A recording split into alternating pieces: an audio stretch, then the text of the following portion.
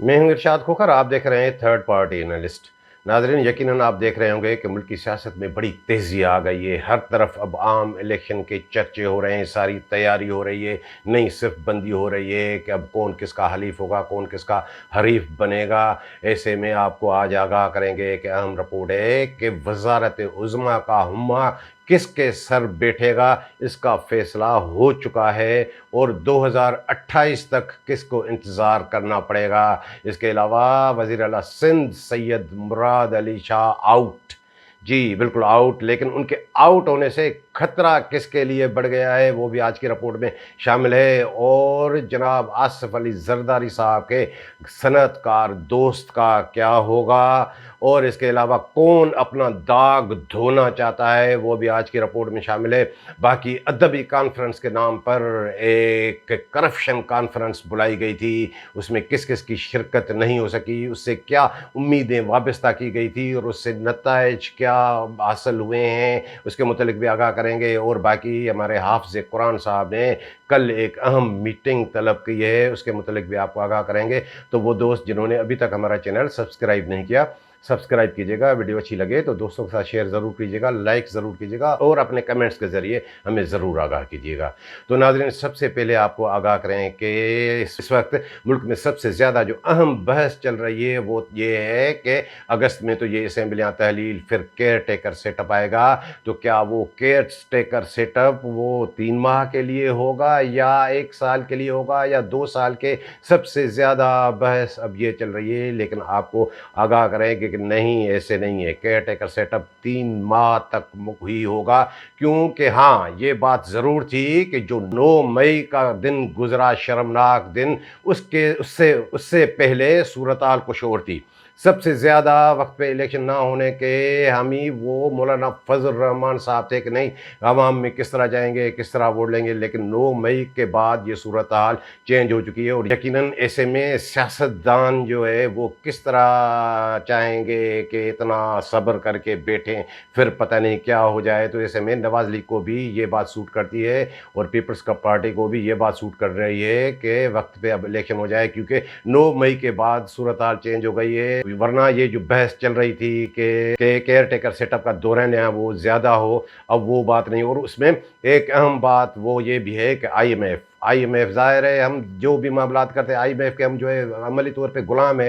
तो आईएमएफ की शराइत में भी ये शामिल है बात कि नहीं वो डेमोक्रेटिक सेटअप ये वो, और ये सियासतदान भी ज़ाहिर है उनके हक में है। तो ये जितनी भी लॉबिंग वगैरह होती है वो इस तरह, तो आईएमएफ की भी अब ये शर्त है कि नहीं वक्त पे इलेक्शन हो। अब आपको नाज़रीन सैयद मुराद अली शाह वज़ीर आला सिंध के मुतल्लिक़ बताएं कि मुझे याद आ रहा है कि हमने तकरीबन 22-23 माह कबल आपको 8 सितंबर 2021 के एक वीलाग में बताया था। वो उनके हल्के के मुतल्लिक़ था कि वहाँ पे क्या क्या कौन कौन उनके मुखालिफ। हमने उस वक्त आपको आगाह किया था कि सैयद मुराद अली शाह 2 मरतबा वज़ीर आला सिंध बन चुके। अब जो पीपल्स पार्टी की क़यादत ने वो ये तय कर लिया है कि मज़ीद सूबाई हुकूमत में वो नहीं रहेंगे। अब मेरी जो इत्तला है कि उन्हें सूबाई हल्के के बजाय उन्हें टिकट जो है कौमी असम्बली के हल्के से मिल सकता है। ज़िला जामशोरों से बिलोंग करते हैं। ज़िला जामशोरों में कौमी असम्बली का एक ही हल्का है और वहाँ पे मलक असद सिकंदर साहब जो है वो भी मैटर करते हैं। लेकिन हमने देखा है कि गुज़श्ता इलेक्शन में भी उन्होंने सूबाई हल्के से इंतखाबात में हिस्सा लिया। तो अब मसला ये है कि अगर कौमी असम्बली तो, लेकिन मेरी ये भी इत्तला है कि सैयद मुराद अली शाह की ज़रूर ये ख्वाहिश होगी कि कौमी असम्बली के साथ सूबाई असम्बली का हल्का भी दिया जाए। अगर ऐसी कोई सूरत हाल बनती है कि वज़ारत आला का कोई चांस बनता है तो वो वज़ीर आला तीसरी बार भी बन जाए, वरना वो फेडरल गवर्नमेंट में है। तो मेरी अभी तक ये मुसद्दक़ा इत्तला है कि सैयद मुराद अली शाह को सूबाई असम्बली से नहीं लड़ाया जाएगा। यानी यूँ समझें कि सैयद मुराद अली शाह इलेक्शन से आउट नहीं, सूबाई इलेक्शन से आउट। अब उन्हें वफाक में जाके सियासत करनी पड़ेगी। और आपको ये भी बताते चलें कि ये भी ना भूलें कि मार्च 2024 में सेनेट के इलेक्शन भी होने हैं। एमएनए के अलावा वो सेनेटर्स का भी, वो आप समझते हैं कि ज़ाहिर है उन्हें सेनेटर्स जो है मुंतखब हो गए 50% जो होता है। तो मुराद अली शाह साहब जो है आउट। अब आप सोच रहे होंगे कि ये खतरा किसके लिए है, उसके मतलब मेरी ये इत्तला है कि ज़ाहिर है जो ये माहौल बन रहा है पीपल्स पार्टी, नवाज लीग और आने वाली जो हुकूमत नवाज लीग की, तो कोशिश यही होगी कि हर एक की ख्वाहिश कि हम 2/3 मेजॉरिटी के साथ आएँ या सिंपल मेजॉरिटी हो, लेकिन जो सूरत हाल बन रही है उसमें ज़ाहिर है फिर ये कोalition हुकूमती जो है इत्तेहादी ये मिलकर ही, तो ऐसे में सैयद मुराद अली शाह के लिए पीपल्स पार्टी की क़यादत ने ये सोचा है कि MNA मुंतखब होने के या सेनेटर बनने के बाद वो उम्मीदवार होंगे वफाकी वजारत खजाना के, यानी वो खतरा इसहाक डार साहब के लिए है, क्योंकि हमने देखा है कि जब भी जो है नवाज लीग की हुकूमत रही है तो इवन जो है हमने 2008 में जब पीपल्स पार्टी की हुकूमत बनी थी उसमें भी पहले वजीर खजाना इसहाक डार साहब ही बने थे। तो अब सैयद मुराद अली शाह ज़ाहिर वो एक्सपीरियंस रखते हैं, इतने साल का वो सूबाई वजारत खजाना से भी वाक़फ़ है और वो बेसिकली इंजीनियर भी हैं, तो उन्हें तजर्बा है वजारत खजाना का।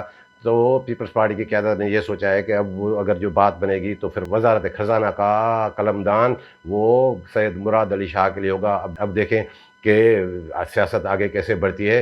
और बाकी आपको नाज़रीन ये भी बता दें कि अगर सैयद मुराद अली शाह वज़ीर आला सिंध नहीं तो फिर कौन होगा। इसकी दौड़ में कई लोग लगे हुए हैं। अगर हम थोड़ी बहुत वो हिस्ट्री देखें 1988 में जब इंतखाबात हुए थे तो सैयद कायम अली शाह साहब जो है वज़ीर आला बने थे, फिर वो उनकी थोड़ी वो हुकूमत दरमियान में उनको हटाना पड़ा, फिर आफ्ताब शाबान मीरानी साहब आए, उसके बाद सैयद अब्दुल्ला शाह का दौर देखें या फिर सैयद कायम अली शाह का, सैयद मुराद अली शाह का, तो पीपल्स पार्टी के जो भी वज़राए आला रहे हैं सिंध के वो शाह ही रहे हैं। और हमने 1-2 साल पहले भी देखा कि जब ये चीमा गोइयाँ चल रही थी कि सैयद मुराद अली शाह को हटाया जाए तो उस वक्त 2-3 उम्मीदवार वो सामने 2-3 उम्मीदवारों के नाम आ रहे थे, जिनमें शिकारपुर से ताल्लुक़ रखने वाले इम्तियाज़ शेख साहब का भी नाम था। ज़ाहिर वो तो बेसिकली ब्यूरोक्रेट, और ब्यूरोक्रेट के साथ वो सियासतदान भी, और उसके अलावा सैयद नासिर हुसैन शाह साहब का नाम भी वज़ारत आला के लिए वो आ रहा था। और अभी भी यही सोचा जा रहा है कि अगर पीपल्स पार्टी जीत गई तो फिर वज़ीर आला सिंध के उम्मीदवार इन्हीं में से होंगे। और ऐसे में जैसे आपको बताया कि शाह वाली बात में तो मेरी एक दोस्त से बात हो रही थी तो मुझे याद आ गया कि दरीना ख्वाहिश रही है सक्कर से ताल्लुक़ रखने वाले शाह सैयद खुर्शीद शाह साहब की 2013 से उनकी ये दरीना ख्वाहिश रही है कि सूबाई असम्बली का टिकट उन्हें मिले, कौमी असम्बली का ना मिले। सूबाई असम्बली का क्यों कि वज़ारत आला। लेकिन मेरी जिस ज़रिए से बात हो रही थी तो वहाँ से यही बात आई कि 5-6 साल से जरदारी साहब के साथ उनके मामलात वो थोड़े वो ऐसे नहीं हैं, तो हो सकता है कि उन्हें टिकट ही ना मिले। लेकिन सैयद खुर्शीद शाह साहब की भी दरीना ख्वाहिश रही है कि ज़ाहिर है अब वफाकी वज़ीर कहाँ और जो वज़ारत आला वो तो एक बड़ा मनसब है। बाकी नाज़रीन आपको आगाह करें कि वज़ारत उज़्मा का हुम्मा किसके सर बैठेगा। हम पहले छोटे होते थे तो वो कहानियों में ये सुनते थे कि कोई बादशाह नहीं रहा तो फिर ये तय होता था, एक वसीयत तो होती थी कि हुम्मा जिसके सर पे बैठ जाए बाज़ तो वो बादशाहत पे आके बैठेगा। अब ये जो हुम्मा अभी से तय हो चुका है कि वो किसके सर पे बैठेगा।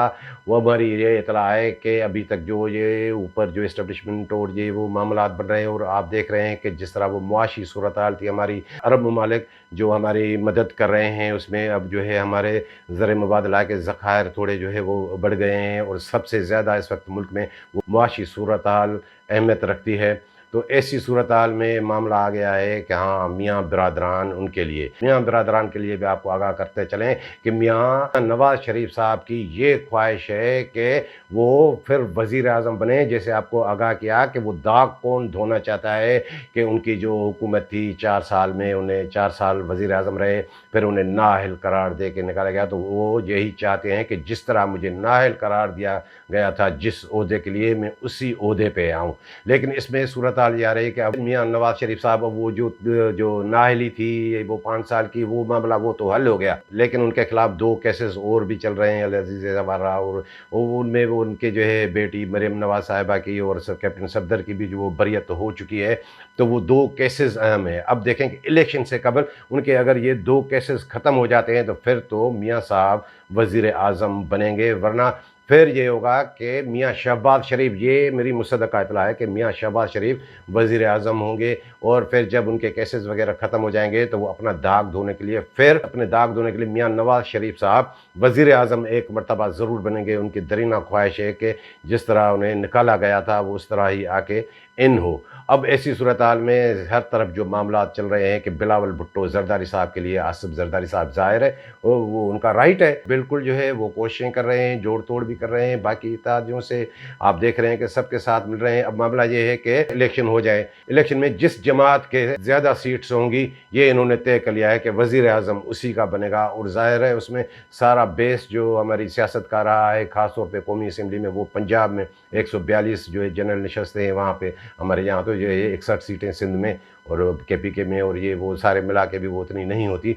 तो असल बात ये है कि बिलावल भुट्टो ज़रदारी साहब के लिए वो बड़ी कोशिश करें, लेकिन मेरी ये इत्तला है कि असद अली ज़रदारी साहब को ये पैगाम दिया गया है कि बिलावल भुट्टो ज़रदारी साहब के लिए आप 2028 तक इंतज़ार करें। अब ख्वाहिशें तो सबकी हैं, लेकिन ये मेरी इत्तला है। और आप सोच रहे होंगे कि ये वक्त से पहले कैसे, ये तो इलेक्शन के बाद ही मामला तय होते हैं कि किसका क्या। हाँ जी, बिल्कुल इलेक्शन के बाद होते हैं, लेकिन हमारे मुल्क में इलेक्शन से पहले ये मामला अक्सर तय हो जाते हैं। बाकी इलेक्शन होते रहते हैं और उसमें जो खामोश हमारे वोटर्स हैं उनकी खामोशी का किस तरह भरपूर फ़ायदा उठाया जाता है, वो बात आप समझ रहे होंगे। बाकी अब केयर टेकर सेटअप के लिए भी मामला चल रहे हैं। अब तो ये भी कहीं से इतलात आ रही है कि अब वो सहाफ़ियों का एक दौर चला है, जैसे मोहसिन नकवी साहब निगरान वज़ीर आला पंजाब है, इसी तरह अब वो कहीं से नाम आ रहा है कि हाँ वो हमारे जो है बड़े के एक जो एक दरीना दोस्त हैं मोहसिन जमील बेग साहब, उसका नाम भी वजारत उज़्मा केयर टेकर सेटअप के लिए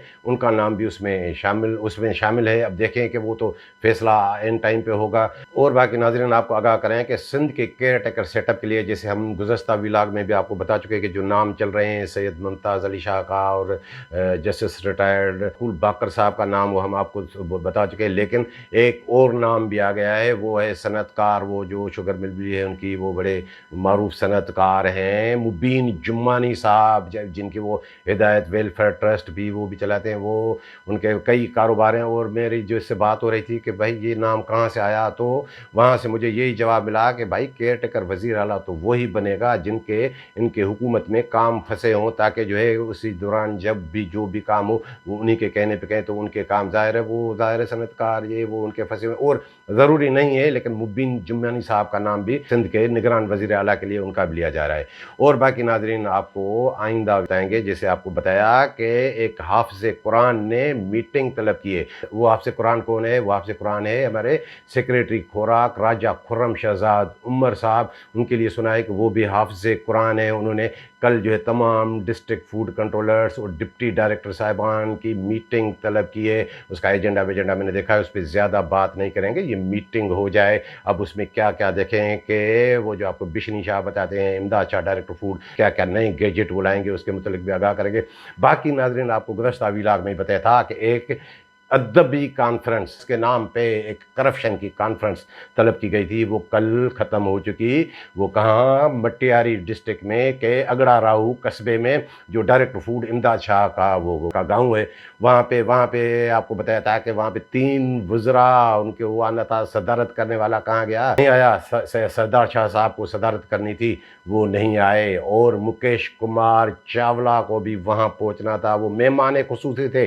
अब अदबी कॉन्फ्रेंस में वो मेहमान खुसूसी कैसे है? तो फिर पता चला कि नहीं, ये अदबी कॉन्फ्रेंस नहीं थी, ये अदबी कॉन्फ्रेंस के नाम पे करप्शन कॉन्फ्रेंस थी। तो हाँ बिल्कुल, उसका मेहमान खुसूसी मुकेश चावला को वो सूट करता है। और ज़िया अब्बास शाह साहब वो वर्क्स एंड सर्विसेज के जो वज़ीर थे वो उस कॉन्फ्रेंस में नहीं आए। और हमने देखा कि वहाँ पे 4 डिस्ट्रिक्ट फूड कंट्रोलर्स ने भी शिरकत की, जिनमें वो शानी वो भी नमूदार हो गया, वो वसीम अबड़ो भी आ गया, वो मुनव्वर आरई भी, और एक और डिस्ट्रिक्ट फूड कंट्रोलर। तो मैं सोच रहा था कि भाई ये क्या हो रहा है, क्योंकि एक दौर ऐसा होता था कि 27 डिस्ट्रिक्ट फूड कंट्रोलर, तो वहाँ तो 50-50 पहुँच जाते थे, उनमें घर बैठे होते थे एडिशनल डिस्ट्रिक्ट फूड कंट्रोलर और जो है ACOs बाकी भी सब पहुंच जाते थे। अब ये लोग वहाँ पे क्यों नहीं आ रहे? और इंस्पेक्टर कई सुपरवाइज़र वो भी नहीं आए। तो मामला ये है कि भाई तुलुए आफ्ताब और गुरूबे आफ्ताब में फ़र्क है। अब किसके पास इतने पैसे पड़े हैं कि वो जाके वहाँ पे पहुँचाए? वरना एक वक्त था कि वो आप ये तस्वीर देखें